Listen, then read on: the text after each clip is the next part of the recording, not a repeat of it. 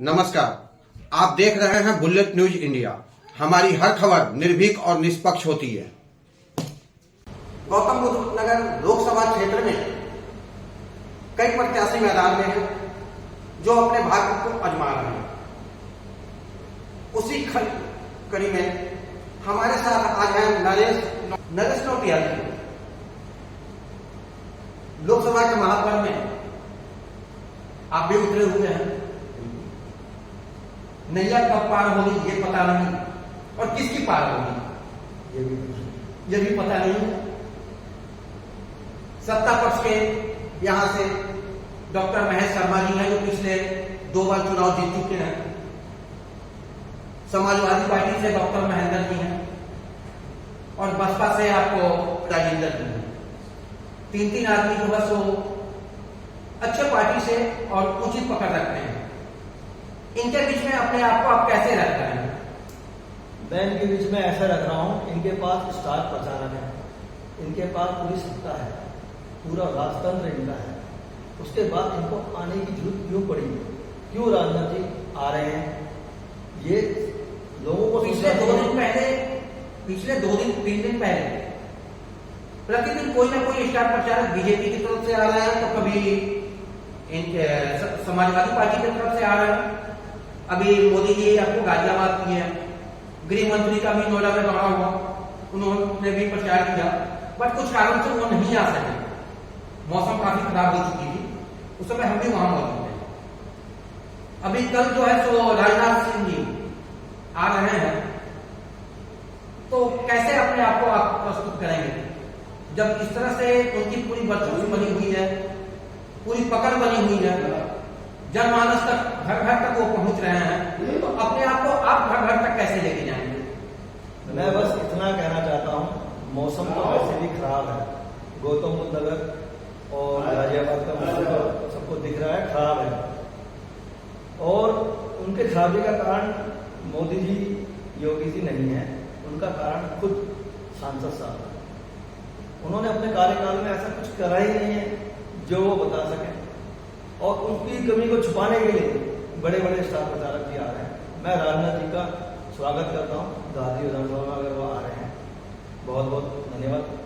और राजनाथ जी से मैं एक ही क्वेश्चन करना चाहता हूँ, आपने अपने बच्चे का भविष्य 10 साल के लिए गौतम बुद्ध नगर में सुरक्षित कर दिया, बहुत अच्छी बात है, होना भी चाहिए।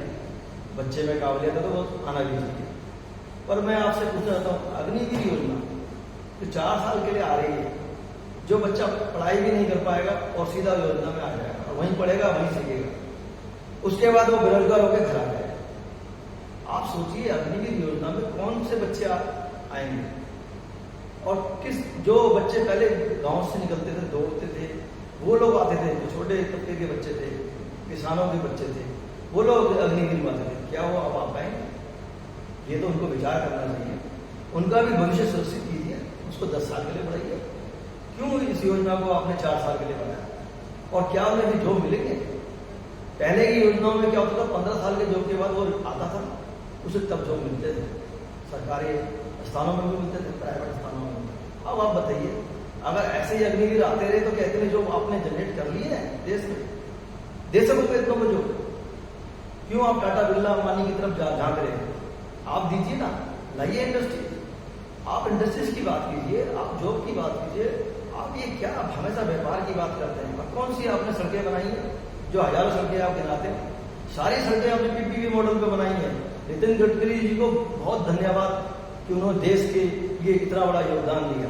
उन्होंने सरकार के पैसे नहीं खर्चे, उन्होंने पीपीपी मॉडल से लालाओं के पैसे को उसमें लगाया और लालाओं को और मोटा बना दिया।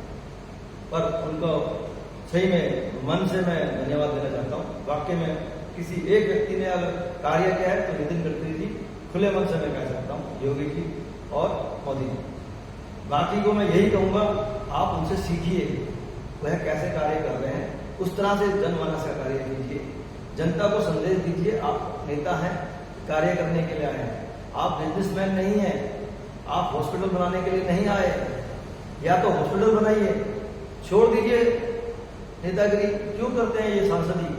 त्याग दीजिए। हम है ना, मैं आपको वचन देता हूं, अगर मैं सांसद बनता हूं, मैं कोई बिजनेस नहीं करूंगा, कोई व्यापार नहीं करूंगा। अगर मेरी दौलत जो मैंने दिखा दी है, 1 रुपए भी इंक्रीज हो जाए तो मैं साइन करके एक शपथ पत्र दे दूंगा, उसी दिन वो जब्त कर ली है। ऐसे ही सारे नेता बयान दे नहीं दे सकते, क्योंकि ये सब पूरा परिवारवाद बनता है इनका। ये सब परिवारवाद के दायरे में आते हैं। मोदी जी परिवारवाद में सिर्फ एक पार्टी को ही दोष देते हैं। मैं तो कहता हूँ भारतीय जनता पार्टी अपने परिवार को देखे, जहाँ परिवारवाद पनप रहा है। क्यों नहीं आम जनमानस को आगे लाया जाता? मैं आ रहा हूँ ना, मेरा कौन है, मेरा कोई बैकग्राउंड थोड़ा है, मुझे क्यों दबाया जा रहा है, मेरे को क्यों नहीं प्रचार करने दिया जा रहा? इसको सोचना चाहिए, पूरे देशवासियों को सोचना चाहिए। बहुत है देश में जो समाज सेवा करना चाहते हैं, और मैं तो कह रहा हूँ नेताओं की सैलरी भी नहीं होनी चाहिए, फ्री में समाज सेवा कीजिए। इसके लिए आ रहे हैं, कौन सी सैलरी लेते हैं, क्यों लेते हैं आप? ये पेंशन भत्ते सब बंद हो जाना चाहिए, फिर देखते हैं कौन नेतागिरी में आता है। सच्चाई तो ये है, ये बिजनेस बन गया है, बहुत ही दुर्भाग्य की बात है देश के लिए, ये नहीं होना चाहिए। इसके लिए मैं आप सब जनमानस से कहता हूँ, आप भी काफी हद तक इसके जिम्मेदार हैं। आप देखते नहीं है प्रत्याशी कौन खड़ा है, उसका बैकग्राउंड क्या है, वो क्यों आया है। मैं सिर्फ आम जनमानस की आवाज बनकर आया हूँ, सिर्फ आम जनमानस की, मैं कोई नहीं हूँ, मेरा परिचय कुछ नहीं है। मैं आपकी आवाज हूँ, जो आप लोग डरे सहमे से डरते अंदर बैठे हैं, अपनी आवाज नहीं उठा सकते। आपकी आवाज बनकर मैं आया हूँ, आप मुझे बोलिए, मैं आपकी आवाज संसद तक बजाऊंगा, चाहे मैं जीतूं या हारूं, तब भी मैं आपकी आवाज को आगे बढ़ाऊंगा। मेरा यह मकसद नहीं है कि मैं राजनेता बनकर ऐश करूं। प्लीज इसका ध्यान दीजिए। वेस्ट में स्थानीय मुद्दे कहेंगे, सबसे बड़ी मुद्दा हो रही है कुत्तों का आतंक। ग्रेटर नोएडा में मेट्रो नहीं है, कनेक्टिविटी नहीं है, जबकि ग्रेटर नोएडा वेस्ट की आबादी लगभग 5 से 6 लाख है। 6 लाख परदेशी आकर के यहाँ रह रहे हैं, इनकी आवाज उठाने वाले कोई नहीं है। अगर कोई आवाज उठाता तो दब तक नहीं है। आवाज उठाने वाले इसलिए नहीं है क्योंकि जो सांसद साहब है, कार्य इनको करना है। ये सारे कार्य सांसद के जो आपने गिनाए हैं, एक कार्य सांसद साहब ने नहीं किया।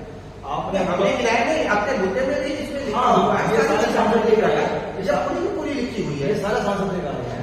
और सांसद ने ये कोई कार्य नहीं, उनका भी देखो विजन है। जब आप हॉस्पिटल संभालोगे तो ये कार्य आप नहीं कर पाओगे।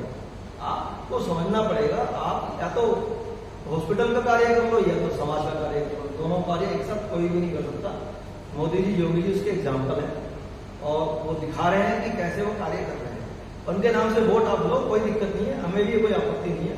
आप हमारा कार्य कीजिए, हमें क्या जरूरत है आपके सामने खड़ा होकर आने की। आप इन कार्यों को कीजिए पूरा। कुत्तों की भी दिक्कतें हैं, जानवरों आवाज जानवर बहुत है, बंदर है, हमारे गाय भैंस सब सड़कों में बेचारे, वो एक्सीडेंट होता है, किसी की टांग टूट, किसी की डेथ होती है, बड़ा दुख होता है। गाड़ी वाले का भी कई बार उनको बचाने के चक्कर में उनका भी एक्सीडेंट हो जाता है, कई बार वो भी मर जाते हैं, और कई बार हमारे छोटे छोटे बच्चों को वो बिल के काट के खा जाता है। ये बहुत दुख की बात है कि प्रशासन बिल्कुल इस पर जागरूक नहीं है।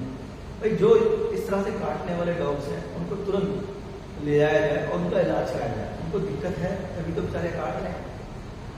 ये हाई राइज सोसाइटी है जहां बिल्डर के इशारे पर उनके बाउंसर काम करते हैं। कई बार हमने न्यूज में भी देखा है, हमने भी चलाया है कि किसी भी आम निवासियों को उनका बाउंसर आकर के पीटने लग जाते हैं और बहुत बुरी तरह से पीटते हैं। फिर इस पर क्या होगा? इस तरह की घटना कब तक घटती रहेगी? इस तरह की घटना जब तक घटती रहेगी, जो उनकी आवाज बनकर आए वो इसको मजबूत नहीं करेंगे आवाज को, तो उनको ऐसे होगा। मेरे बगल में समृद्धि ग्राम है, सोसाइटी है, वहाँ बुजुर्गों के सर पे डंडे चले थे, न्यूज आई थी, बिल्डर मजबूत थे, उन्होंने उस को दबा दिया। ऐसे बहुत जगह होता है, बाउंसर पीटते हैं लोगों को, वो आवाज दब जाती है क्योंकि उनकी आवाज उठाने वाला कोई नहीं है। उन्हीं के यहाँ से एओ होते हैं, एओ में भी यही चीज होती है आजकल। सारे वही नेताओं के प्रतिनिधि उसके एओ बना लेते हैं और वो भी वही दादागिरी करते हैं जो बिल्डर करता है। सच माने में बिल्डर एक ठेकेदार है जो किसी को समझ नहीं आ रहा, और सही मायने में इसका मालिक अथॉरिटी है। जो मैं बार बार बोलता हूँ, जिम्मेदारी अगर तय हो जाएगी कि कौन जिम्मेदार होगा, अगर इन बिल्डिंगों में कुछ हुआ, इनसे हमारा हादसा हुआ, हमें नुकसान हुआ, उसकी जिम्मेदारी किसकी? आग लगी जिम्मेदारी किसकी? बिल्डिंग की जिम्मेदारी किसकी? प्लस्तर गिरा जिम्मेदारी किसकी? इन जिम्मेदारियों को अगर तय कर दिया जाए तो मैं आपको आश्वासन देता हूँ ये भ्रष्टाचार की जड़ खत्म हो जाएगी। किसान के बारे में आप देख रहे हैं कि किसान गौतम बुद्ध नगर में जेवर ग्रेटर नोएडा और नोएडा, 3 जगह के किसान आपस में पिस रहे हैं। प्राधिकरण से कोई सुनवाई नहीं हो रही, कभी झूठी आश्वासन मिलती है। माताएं बहनें और मातृशक्ति जो है दिन और रात कड़ाके की ठंड में भी सड़क पर बैठे रहे। क्या उनकी आवाज उठाने वाले नहीं है? जो कि अच्छा आवाज उठाने वाले उनके पास नेता भी नहीं। बिल्कुल आवाज उठाना बनता है, क्योंकि 10% उनका था, राइट था जो उन्होंने खाता देने के लिए, वो उनको अभी तक ना तो 10% मिले ना 6% मिले, कुछ भी नहीं मिला इन चारों को। और सिर्फ कागजों में सब मिल चुका है, गवर्नमेंट की फाइलों में कागजों में सब है। जेवर एयरपोर्ट कहते हैं बन के तैयार हो गया भाई, उनकी जो पेमेंट है जेवर एयरपोर्ट की जो किसानों की, वो हो गई क्या उनको 10% की पेमेंट दे दी गई? क्या उनको 10% की वो जमीन जो भी उनको मिलना था 6% को मिला क्या?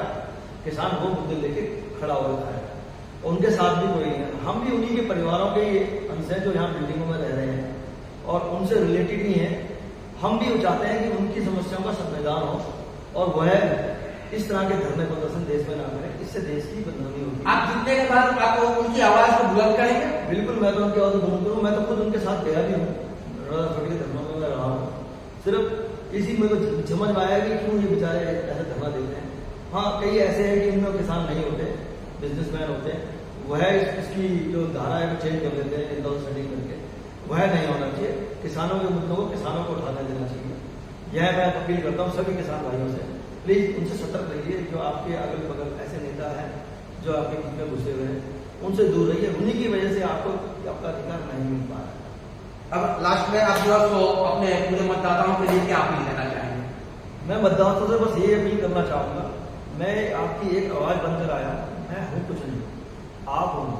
आप खुद अपने आप को वोट करें, अपने लिए वोट करें, अपने बच्चों के लिए वोट करें, अपने बच्चों के भविष्य के लिए वोट करें और वोट जरूर करें। चाहे वोट आप किसी को भी दें, पर वोट जरूर करें। यही मैं आपसे अपील करता हूँ। यही अच्छा लोकतंत्र है। पर सही में इस समय जो मैं देख रहा हूँ, आप भी देख रहे होंगे आसपास कौन सी पार्टी आपके सामने आ रही है और क्या आपको प्रचार कर रही है, वो आपको दिख रहा होगा। इस समय ये लोकतंत्र नहीं है, राजतंत्र है। इसके लिए आप आवाज उठाइए। राजतंत्र नहीं होना चाहिए, हमारे देश में लोकतंत्र होना चाहिए, विपक्ष होना चाहिए और विपक्ष मजबूत होना चाहिए। यही मेरी मांग है। आप समझिए, बिगर विपक्ष के आपकी आवाज कोई नहीं उठाएगा। इसके लिए मैं आप सबसे आह्वान करता हूँ, प्लीज अपनी आवाज को वोट दो, शक्लें मत देखो, चेहरे मत देखो। हाँ, और मेरा जो चुनाव चिन्ह है वो है टॉर्च। कृपया टॉर्च को बटन दबाइए और ये अंधकार में जो स्थिति हो रही है इसको दूर कीजिए। मैं आपके साथ हूं, आपकी आवाज बनकर आया हूं। आप और मैं एक ही हैं, साधारण सा घर खरीदार, आपका भाई, आपका दोस्त, आपका मित्र। नाम है नरेश नौटियाल, चुनाव चिन्ह है टॉर्च। धन्यवाद। अभी आप देख रहे थे नरेश नौटियाल जी को, इनसे सुने आप भी क्या इनके साथ चुनाव में कठिनाइयां हो रही हैं, इनके क्या क्या मुद्दे हैं, स्थानीय मुद्दे भी हैं, प्रांत के स्तर पे भी है और देश के स्तर पे भी है। जीतने के बाद यह क्या करेंगे और जो जीत कर आया उसने क्या किया, सारी चीज बड़े विस्तार से पता है। समय कम है, फिर मिलेंगे अगली खबर। आप देख रहे थे बुलेट न्यूज इंडिया। जल्द मुलाकात होगी अगली खबर में। संवाददाता सोनू शाह के साथ Santosh Verma, news room, bullet news India. आपने अगर हमारे चैनल को सब्सक्राइब नहीं किया तो शीघ्र ही हमारे चैनल को सब्सक्राइब करें, लाइक करें और साथ में एक प्यारा सा कमेंट करें। हमारा यह चैनल आपको कैसा लगा? तब तक के लिए नमस्कार।